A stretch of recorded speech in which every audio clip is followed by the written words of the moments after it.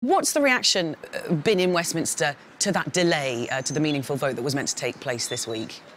Good morning, Belle. Well, I think most people thought that at this point it was now inevitable that there would have to be some kind of delay to Brexit.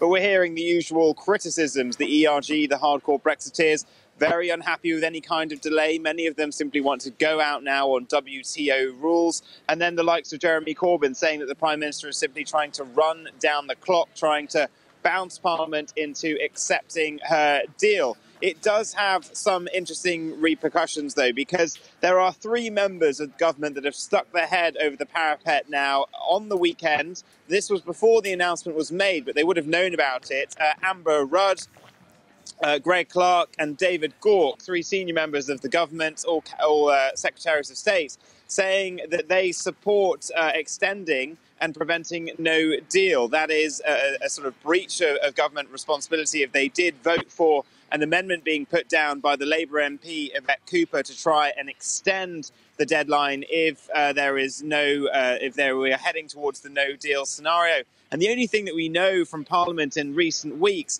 is that there really isn't an appetite for no deal. They've been very split on all the issues, but there does seem to be a majority to try and stop that no deal scenario.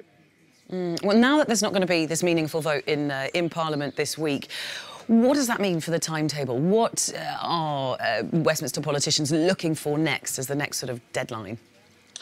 Well, on Wednesday, there will be a vote on that Yvette Cooper amendment to try and get an extension if there is no agreement on the withdrawal agreement. So that is one thing.